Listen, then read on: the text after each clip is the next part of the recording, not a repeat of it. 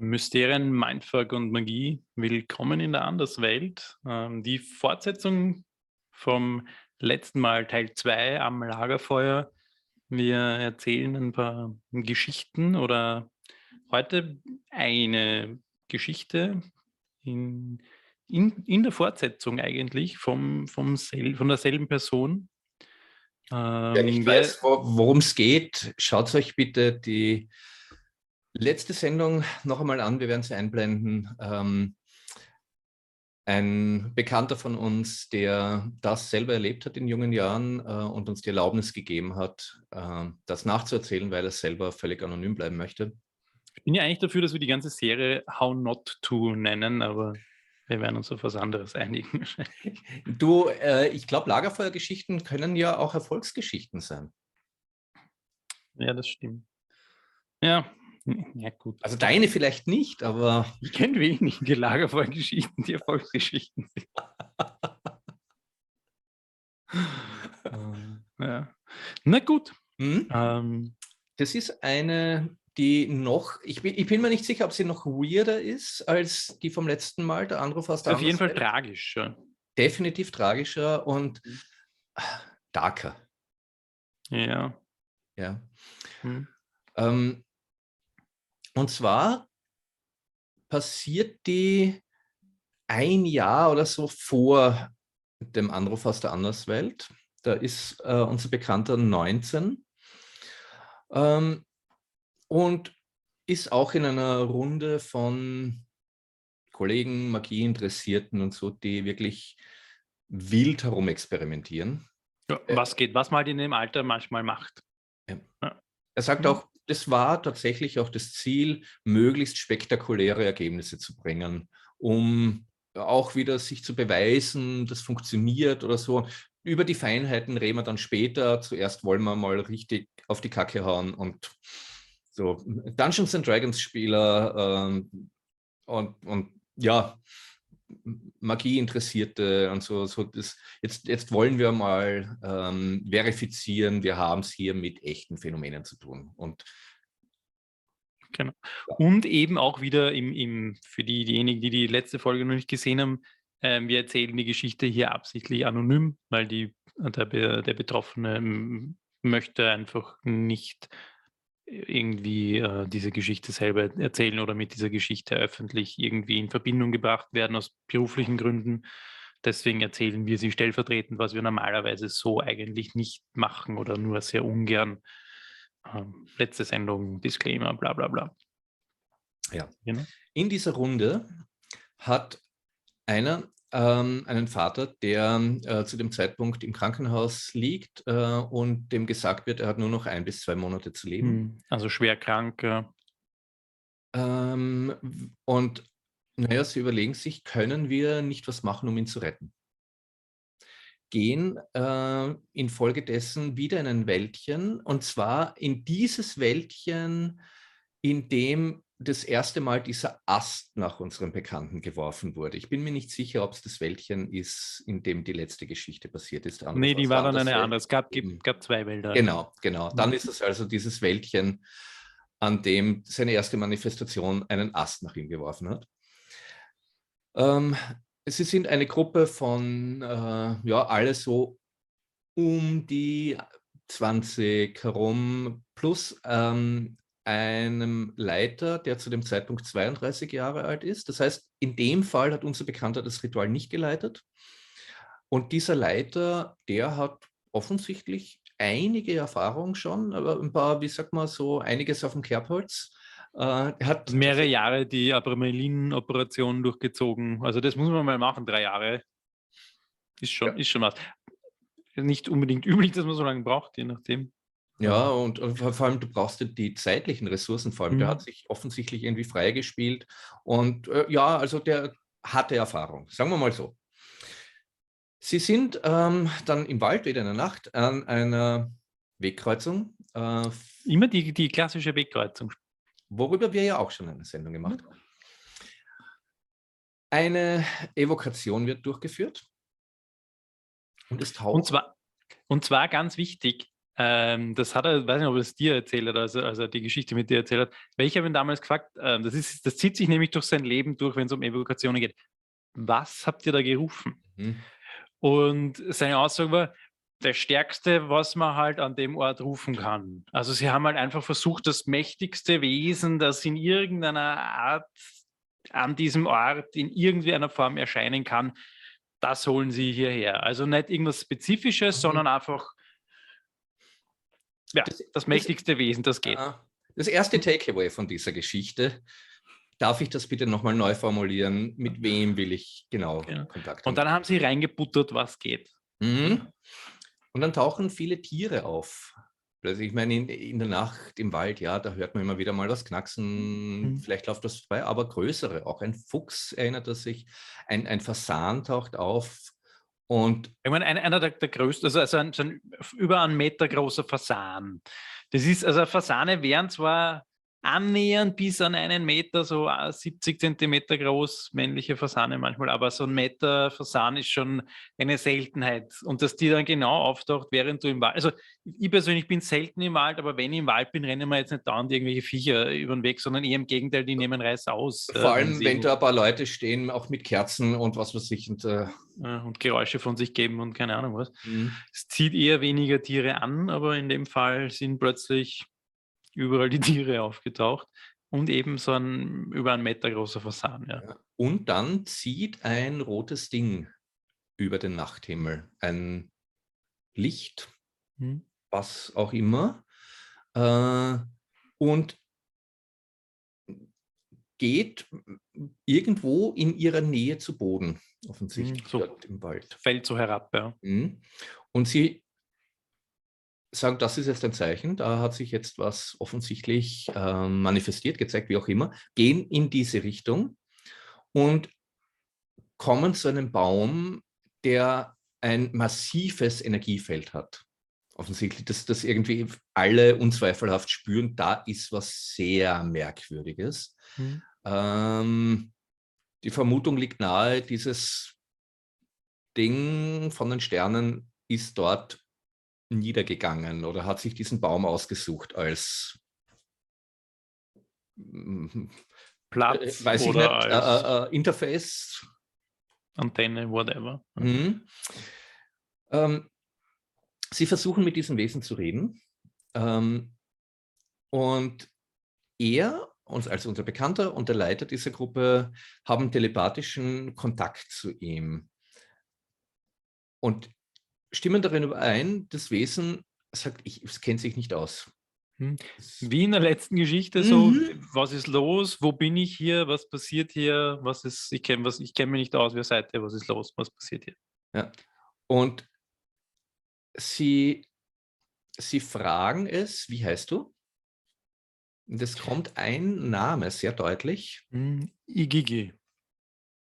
Für die es nicht wissen, aus dem Necronomicon beziehungsweise aus der sumerischen Mythologie, so Sternenwesen nennen wir es jetzt mal ganz, ganz einfach. Ja.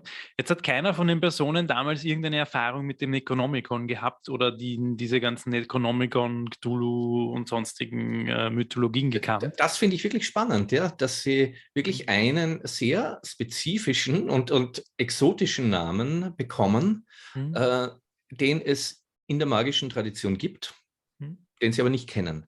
Naja, jedenfalls will dieses Wesen irgendwie wieder zurück, so, aber sie lassen es nicht gehen. Genau, beginnt sich zu wehren und es geht eben darum, eigentlich wir rufen so das mächtigste Wesen, das wir herbeirufen können und das soll den Vater, der schwer krank im Krankenhaus liegt, heilen, gefälligst. Also ein bisschen wir erzwingen das im Zweifel. Ja. Wesen beginnt sich zu wehren, leistet Widerstand, hat keinen Bock auf den Scheiß hier offensichtlich und kennt sich auch nicht aus und ist offensichtlich verwirrt. Ja.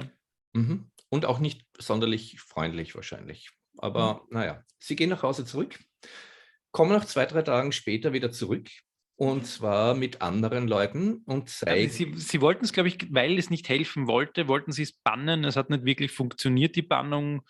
Dann haben sie irgendwann abgebrochen, sind gegangen. Oder gehen nach Hause. Ja. Kommen dann wieder zurück mit anderen und zeigen ihnen diesen Baum. und sehen, in der Baumrinde hat sich plötzlich etwas geformt, nämlich das hier. Jetzt muss man dazu sagen, das Foto ist 7 Jahre danach entstanden. Ah, Das und ist jetzt nur noch das Überbleibsel davon, aber es hat sich innerhalb von 2, 3 Tagen ein, eine ein Mund, Krebswucherung und ein Mund. ein Mund und ein Auge geformt. Mhm. Und eben 7 Jahre später, es schaut nicht mehr ganz so aus, wie es damals ausgeschaut hat. Das ist das einzige Überbleibsel, das sie da jetzt noch haben. Aber An trotzdem, Fotos. also unser Bekannter hat erzählt, er hat mit Leuten gesprochen, die sich im Wald auskennen, mit Förstern, was weiß ich. Die haben gesagt, ja, Baum kann so eine Krebswucherung vergleichsweise schnell ausbilden. Das kann auch innerhalb von ein paar Wochen geschehen, aber innerhalb von 2, 3 Tagen ist es, also ist unheard of, kennt man nicht. Und 7 Jahre später sieht man immer noch diese Wucherung und da drinnen, also für mich schaut das so dermaßen nach einem menschlichen Mund aus, muss ich sagen. Und es war Das eben noch ist, ein Auge auch dabei, aber ja, das ja, ist genau, das ist interessanterweise unterhalb. ja. Auf dem Foto sieht man es nicht mehr so ganz deutlich, Mhm. aber ja, und das war tatsächlich auf ungefähr auf Kopfhöhe unseres Bekannten, gell? Mhm. Also wirklich so also schon sehr merkwürdiges. Ja. Äh, Und sie kamen eben, also sie kommen da mit 2, 3 Mädels, also mit 2, 3 jungen Frauen hin, so ein bisschen als wahrscheinlich so ein bisschen auch so, wir zeigen da den Mädels hier ein bisschen was, vielleicht zum Angeben oder zum Ausprobieren, zum Testen. Die Mädels haben jetzt nicht wirklich viel Erfahrung mit Magie überhaupt gehabt und plötzlich hört eine der 3 eine Stimme im Kopf, die zu ihr spricht. und sagt, ich höre ihn reden. Hm? Also ich stelle mir das vor. Du bist eine junge Frau, ja, gehst da mit ein paar verrückten Magiern in den Wald. Mal schauen, die wollen wir. Und sobald du in die Nähe dieses Baums kommst, ertönt eine Stimme in deinem Kopf. Also das ist furchterregend.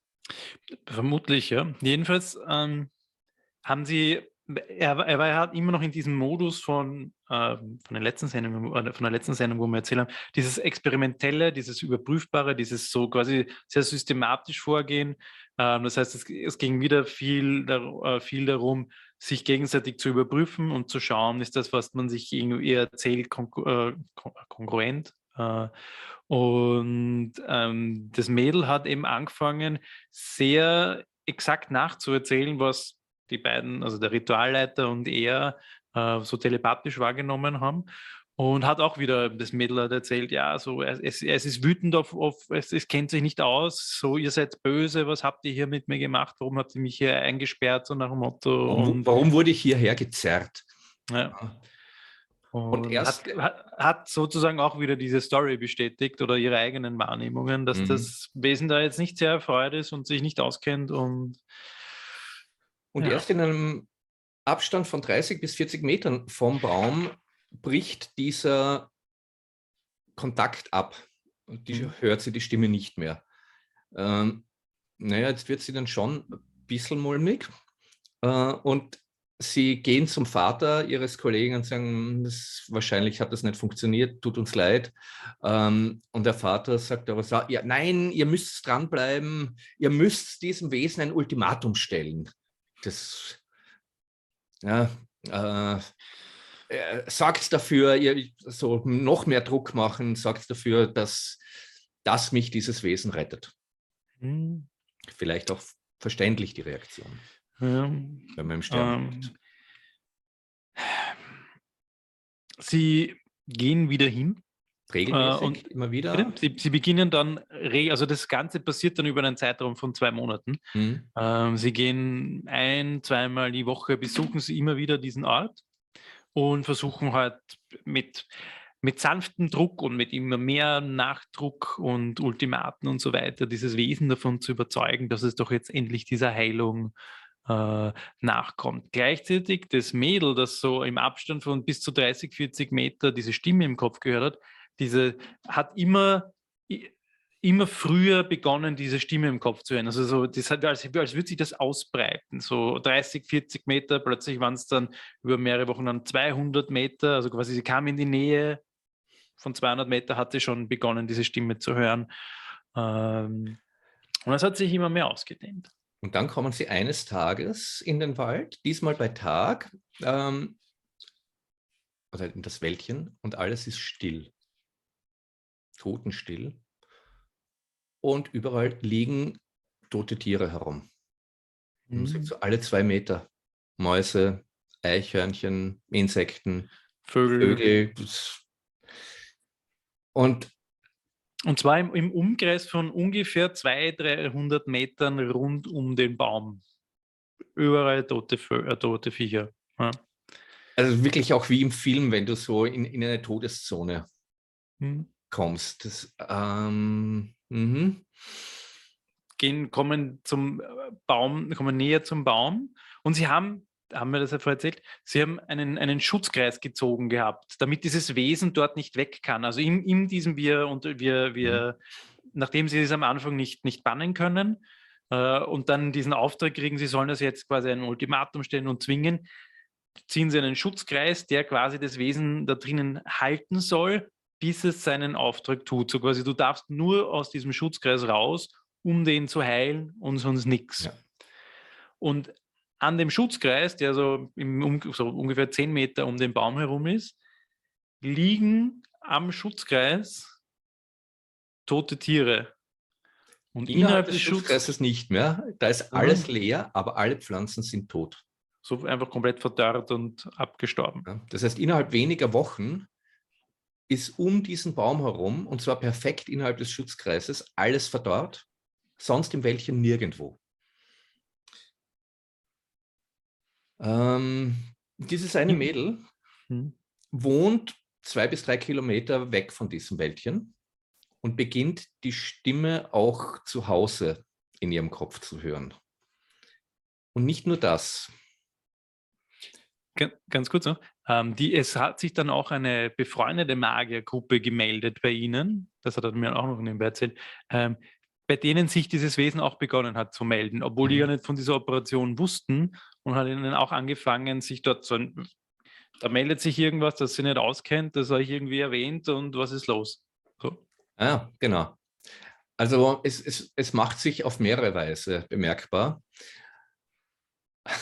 Das ist für mich der unfassbarste Aspekt dieser Geschichte, nämlich auch bei diesem Mädel, das plötzlich auch diese Stimme bei sich zu Hause im Kopf hört, landet ein Rabe auf dem Balkon. Jetzt muss man dazu sagen, Raben sind bei uns sehr selten. Ja. Krähen gibt es überall, aber Raben, diese wirklich großen, sehr seltene Tiere, landet bei ihrem Balkon und beginnt an ihre Scheibe zu klopfen. Und zwar jeden Tag. Wird ihr gegenüber immer aggressiver? Also sie traut sich kaum auf den Balkon, weil der Rabe, sobald sie auf den Balkon geht, beginnt sie zu attackieren und hämmert gegen so eine Doppelfensterscheibe, so richtig dicke, beginnt einfach zu klopfen, Tag ein, Tag aus. Das ist kompletter Psychoterror. Und sie nimmt dann auch die Stimme wahr, dass sie vom Raben kommt. Besucht sie täglich, also unser Bekannter hat sie auch besucht sie und sieht dann auch schon nach einigen Tagen wirklich die Sprünge in der Doppelglasscheibe. Also das ist nicht so ganz easy hinzukriegen. Das heißt, dieser Rabe muss mit ziemlicher Penetranz und ziemlicher Aggression über längere Zeit darauf einheimen. Daraufhin erkennen Sie, das war potenziell ein Schatz, was wir da gemacht haben. Jetzt.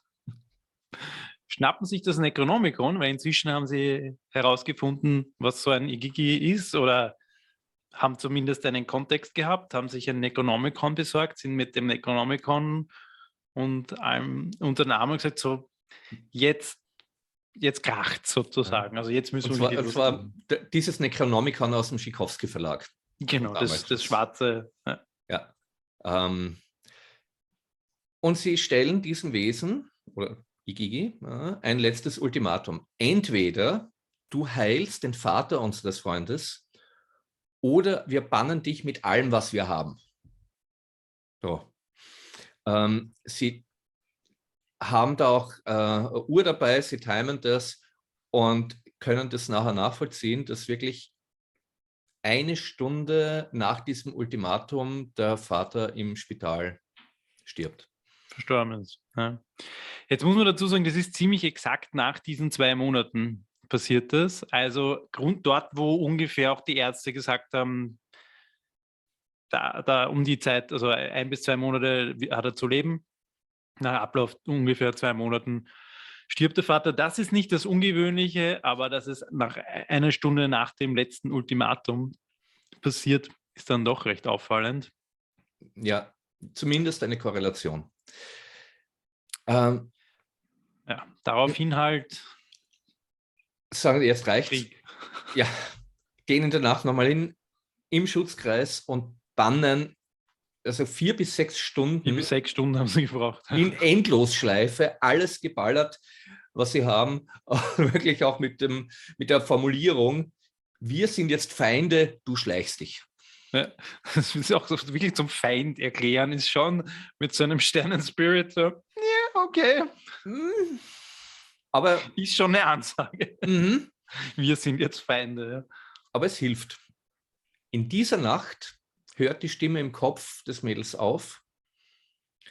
Sie bildet in Folge eine Channel-Fähigkeit aus und hört dann auch andere Stimmen oder so, als möglich, dass da was freigeschalten wurde oder so.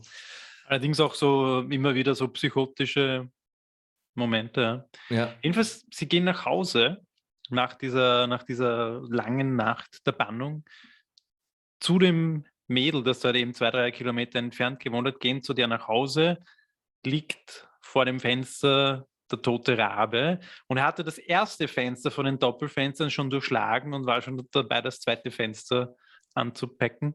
Das ist wirklich ein Loch von der Größe einer Euromünze. Und Sprünge auf 1 Quadratmeter ungefähr. Also das und sie hat es auch verglichen mit dem Eindringen in ihr Bewusstsein. Also ich sage, also in dieser Nacht hämmert der Rabe stundenlang ans Fenster, also da, wo die im Schutzkreis stehen und bannen, was das Zeug hält und mit allem auf Igigi losgehen, hämmert der Rabe wie verrückt ans Fenster.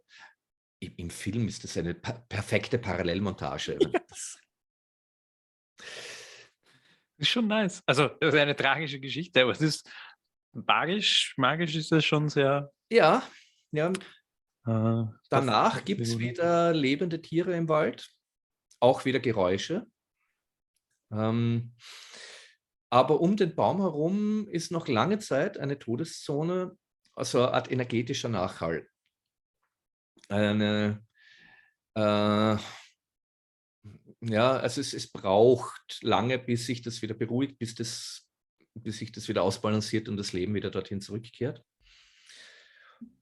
Und auf unsere Frage, was denn mit den Teilnehmern dieses Rituals ist, sagt man, die beschäftigen sich seither nicht mehr damit.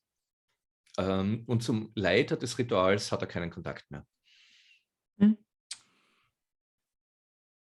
Also auf die Frage, und was hat es gebracht dir? War auch mehr so ein nicht viel, außer die Erfahrung an sich. Ne? Ja, und die Frage, sich vielleicht genau zu überlegen, was haben meine Handlungen für Konsequenzen? Das, ja. Offenbar hat er aus der Geschichte nicht gelernt, weil dann kam mir 1 Jahr später die nächste dumme Geschichte, der Anruf aus der Anderswelt. Aber ja, tragische Geschichte natürlich. Mal grundsätzlich, ich meine, der Vater lag im Sterben, das wäre abzusehen gewesen. Also das wäre dann mehr oder weniger sowieso passiert, unabhängig davon. Mhm. Oder nicht. Es gibt 1000 Sachen, wie man sowas angehen kann, so nicht. Na, Also, definitiv nicht. Ne? Also, was ist unsere Moral von der Geschichte? Abgesehen von, wie gesagt, wenn du schon was heraufbeschwörst, überleg dir bitte genau wen. ja, Necronomicon Spirits sind Arsch. Also im Sinn von kein Spielzeug. Jetzt weiß man natürlich, jetzt haben die das natürlich nicht absichtlich gerufen. Aber das finde ich finde schon mal spannend, die Überschneidung also mit der sumerischen Mythologie, auch generell. So das ist ja ein bekanntes Phänomen, das passiert bei Evokationen passieren kann. Gerade mit ich nenne es auf Patreon immer so Space Magic, diese Himmelserscheinungen, also gerade so rote Licht, also gerade Lichtkugeln, nicht immer rot, manchmal auch so normal hell, gelb, wie auch immer. Blau kommt auch immer wieder mal vor. Aber Aber eben Lichtphänomene ja, generell. aber so rote Kugeln, die am Himmel entlangfliegen, kommen immer wieder bei Evokationen vor. Und eben auch recht spannend, so also das ist ein bekanntes Phänomen, gerade wenn man mit so Space, Sternen, Spirits, whatever arbeitet, wo ja die Überschneidung zur Ufologie immer wieder recht spannend ist. Oder so wo ein bisschen immer wieder unsere Kritik kommt an dieser klassischen Nuts and Bolts Ufologie, hey, die Menschheit macht seit Tausenden von Jahren, beschwört sie so einen Scheiß und es kommt zu diesen Phänomenen. Das ist jetzt nicht unbedingt ein Metallraumschiff, was hier durch die Gegend schippert, die meiste Zeit. Und das ist auch so wenn man dann so alte Texte unbedingt auf Ancient Aliens lesen will, weil man halt überhaupt keinen Bezug zu der Magie und Mythologie hat und zu diesen Praktiken, die wir seit Tausenden von Jahren machen als Menschen und Ritualen. Und da kommt es eben regelmäßig zu diesen Phänomenen. Aber das fand ich sehr spannend, mal wieder auch so eine Geschichte davon, eine weitere Geschichte von, wo sowas passiert. Wir haben ja sowas auch immer wieder erlebt. Und ja, eben auch diese Überschneidung mit dem Necronomicon, mit der Mythologie des Necronomicons, es ist irgendwie eben Igigi sind so Sternen, Spirits, unter Anführungszeichen. Also da ist schon spannende Überschneidungen und Überlappungen Ja. Und im Prinzip das, was sie mit ihrer Gruppe bezwecken wollten, haben sie erfüllt. Wir wollen möglichst spektakuläre Ergebnisse, um Feinheiten kümmern wir uns dann später. Ja. Ja. Ich denke mal Ich nur, kann gar nicht viel dazu sagen. der arme Rabe, der herhalten hat müssen, jetzt alle anderen Viecher, die dort im Wald gestorben sind, auch noch damit dazu. dieses Wesen, ich weiß nicht, wahrscheinlich hat das Wesen dort einfach im Baum Platz genommen und einfach Energie gesaugt und sich halt einfach irgendwie dort eingenistet oder ich weiß es nicht. Ja. Deswegen macht man sowas auch nicht blind. Typisch auch die 4 bis 6 Stunden Bannung am Ende. Also das kann manchmal wirklich notwendig sein. Also das ist auch eine Sache, die vorkommen kann, wenn was schief geht. Also mit einmal eine Bannung ausgesprochen, ist es dann nicht getan. Also ich habe das auch schon 1-2 Mal so erlebt, wo das einfach stundenlang. Also wir waren da damals teilweise große Gruppen, da haben wir so im Schichtbetrieb teilweise gebannt. Ja. Das war die Leute gehen eine Stunde schlafen, während die anderen wieder bannen, dann kommen wir wieder. Also das ist mühsam. Ich stelle mir gerade Zuschauer von uns vor, die sagen, warum macht man das? Ich weiß es nicht. Ja, das stimmt nicht. Natürlich, weil es experimentell ist, weil man neugierig ist, weil man manchmal naiv und dumm ist und jung oder weil man es wissen will. Weil man manchmal auch. Warum macht man Extremsport? Oder ja, ich glaube, das ist und dann, man gerät halt in merkwürdige Situationen, muss dann schauen, wie man damit klarkommt. Man lernt natürlich auch. Ne? So schwimmen lernst du nur im Wasser. Ja. Und manchmal, wenn du halt das Wasser nicht gut einschätzen kannst, springst halt manchmal ins falsche Wasser rein und dort ist dann ein Strudel und zieht dich nach unten. Oder plötzlich schwimmt ein Hai an dir vorbei, mit dem du nicht gerechnet hast. Das passiert manchmal und das passiert halt besonders, wenn man deppert ist. Sagen wir es, wie es ist. Ja, ja Ich glaube, spannend. inzwischen ist unser Bekannter deutlich ruhiger geworden, sehr viel überlegter. Also, Aber er hat auch selber, ich hab ihn dann so auch gefragt, so, und machst du es noch? So, na, also er hat auch selber gesagt, also er hat recht bald dann mit den Evokationen generell aufgehört. Er hat gesagt, das ist halt nicht, also das ist offensichtlich nicht seins. Also er hat das offenbar nicht unter Kontrolle, was er da ruft oder was sie da machen. Sondern ja, er kann spektakuläre Erlebnisse produzieren, aber einen wirklichen Nutzen haben sie für ihn nicht gehabt. Und er sieht ihn da auch nicht mehr wirklich. Also es mag Menschen geben, die das besser kontrollieren können oder die da sinnvollere Sachen tun können. Er kann es nicht und für ihn ist es nichts. Er macht das halt jetzt anders, seine Magie und die Sachen, die er gerne haben will. Wobei schon so, es hat schon so ein bisschen geklungen, so er soll mal schauen, was passieren würde, wenn er es jetzt mal wieder macht. Er hat schon so ein bisschen durchgeklungen, so mit viele, viele Jahrzehnte später, älter, vielleicht ein bisschen weiser, mal schauen, was passieren wird. Aber das sind halt, es gibt ja auch unterschiedliche Arten der Evokation. Ne? Es gibt ja so die Evokationen, wo du das quasi sehr unabhängig von dir selber machst. Also wo du quasi halt dann im Kreis stehst und das alles dann nach vorn projizierst und dann halt einfach anrufst.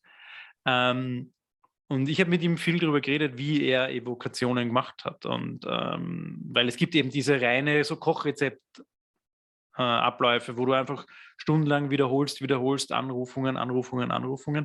Und er hat schon gemeint, er hat das schon so Franz Bardon angelehnt, so ganz viel Poren und Energieatmung von Franz Bardon, also sehr viel eigene Energie reingebuttert, also jeweils bei seiner Evokation. Also wirklich so ein wie durch die Realität durchgreifen und in unsere Realität reinziehen mit ganz viel Aufwand und mit extrem viel Energie. Und ja, dann kommt es halt mitunter zu solchen Phänomenen noch eher, wenn man da so seine eigene Energie verheizt. Und ja, und ich persönlich bin da einfach nicht so der große Fan davon, von diesen Sachen. Vor allem also das ist auch das, was ich für mich gelernt habe über die Jahre. Und eben, ich habe in der letzten Sendung das so ein bisschen flapsig formuliert. Wir haben sie ja direkt vor der jetzigen Sendung aufgenommen und wir haben nur eine kurze Pause gehabt und so ein bisschen, weil ich gesagt habe, so ich sehe den Nutzen nicht so drin oder ich kenne kaum Menschen, die den Nutzen darin sehen, so diese physikalischen Beschwörungen zu machen oder die Evokation bis zum physikalischen Erscheinen, bis zum physischen Erscheinen. Das habe ich vielleicht ein bisschen flapsig formuliert. Es hat natürlich einen Nutzen. Es gibt viele Menschen, die ganz viel Wert darauf legen, oder es gibt auch ganze Traditionen, die quasi sagen, solange das nicht physisch vor dir steht, bringt es nichts, oder das ist gerade in einigen Grimoire-Traditionen wird es so gesehen. Aber eben mit den meisten Leuten, mit denen wir immer wieder so zu tun haben, ist es eher nicht üblich. Also ich kenne das eben von mir selber auch, dass ich dann dastehe und sage, ich merke inzwischen einfach, wenn was da ist, ausreichend, um sagen zu können, es ist da. Ich muss da jetzt nicht noch 4 Stunden reinballern, wie blöd, nur damit ich ein Gesicht auch noch dazu habe. Und dass das für das Wesen potenziell vielleicht auch noch unangenehm wird oder für mich. Sondern ist es ausreichend da, dass ich mich traue zu sagen, die Unschärfe zwischen den Welten ist genug da, dass man quasi die Botschaft so weit vermitteln kann oder den Auftrag, dass das auf der anderen Seite ungefähr versteht, was ich will. Das ist nicht immer so eindeutig. Das ist manchmal so muss man probieren und dann sieht man, ob es funktioniert hat oder nicht. Das ist mir aber auch 100-mal lieber, als da ein Loch aufzureißen und dann, dass dann so eine Scheiße passiert. Da probiere es lieber 3-mal und muss das 3-mal mitteilen, als dass das einmal in die Hosen geht. Mein persönlicher Standpunkt oder das, was ich halt jetzt nach den Jahren so für mich herausgezogen habe, dass ich kenne kaum wirklich sinnvolle Beispiele, wo das eine kluge Idee war. Meistens, ich bin generell nicht so der Freund von vielen Evokationen. Es ist, entweder passiert gar nichts oder es geht halt so in die Hosen, dass du halt potenziell in der Klapse landest. Meiner persönlichen Meinung nach ist da die Barriere oder das Spektrum in der Mitte, wo das halbwegs sinnvoll einsetzbar ist, hat seine Limits. Ich weiß es nicht. Vielleicht ist aber das, wie ich es heute jetzt gerade sehe. Ich würde das in 3 Monaten vielleicht ein bisschen anders beantworten oder vor einem halben Jahr. Aber so mein Nachdem aktueller sich bei Stand. dir was manifestiert hat und dir. Ja, das, was sich Was bei du mir oft vorstellen hast. manifestiert hat, war einfach. Nein, ich meine in 3 Monaten dann. Ach so, wenn das mich dann überzeugt, dass es wieder anders ist. Nein. Hoffentlich nicht. Ich bin froh manchmal, wenn ich ihn nicht sehe. Wirklich. Manchmal bin ich wirklich froh darüber. Weil bei mir passieren die Sachen eher meistens nach den Ritualen, also nicht währenddessen. Also, ja. Ja. Gut, ich glaube, das war die Geschichte. Haben wir noch irgendwas irgendwie, worüber wir reden können? So? Ich glaube, ich würde es so für sich stehen lassen, weil also ich möchte es gar nicht zerreden. Mhm. Ja. Na, nicht die Geschichte selber, aber ob wir noch irgendwie so ein paar was zu dem Thema sagen können. Du müsstest mir ein paar Stichworte geben noch, aber ich glaube. Ich frage, ob dir was einfällt.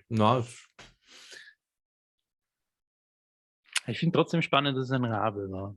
Das hätte ja jedes andere Viech auch sein können. Und der Rabe, der ganz oft mit dem Tod auch assoziiert wird. Wollte ich gerade sagen. Klassischer Todesbote, natürlich. Ja. Und wie gesagt, das ist so spannend, weil er wirklich selten ist bei uns. Ja.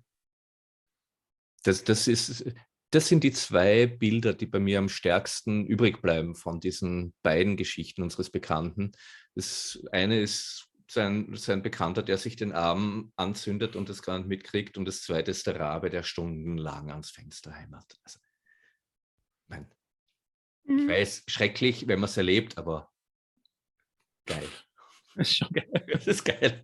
Das ist eine gute Geschichte. Irgendetwas macht uns da schon, weiß ich nicht, aus als Magier, dass wir sowas dann trotzdem auch geil finden. Vor allem, wenn man den Scheiß nicht selber erlebt. Ich finde es auch geil, weil ich es selber erlebe. Ja, ich sag viele Jahre später, aber ich freue mich trotzdem meistens eher über die Geschichten von anderen als über meine eigenen. Irgendwann fahren wir noch gemeinsam nach Rumänien in den Baci-Wald, Rudolf. Na, ich glaube nicht. Ja. Okay. Dann kann nicht viel mehr dazu zu sagen. Okay. Keine Ahnung, wann wir wieder eine Lagerfeuer-Ausgabe machen. Liegt unter anderem auch an euch. Wie gesagt, wenn ihr Geschichten zu erzählen habt, wenn ihr am Lagerfeuer Platz nehmen wollt, dann geht gerne in Kontakt mit uns. Ich habe so das Gefühl, dass wir uns sowieso der Rolle der Imagination und der Funktion von Geschichten wieder mehr widmen könnten. Ja, wahrscheinlich, ja. Ja, schauen wir, was die Zeit bringt. Für diesmal danke fürs Zuhören. Lassen wir das Lagerfeuer herabbrennen. Angenehme Träume. Habe die Ehre. Die Welt ist magisch. Bis bald.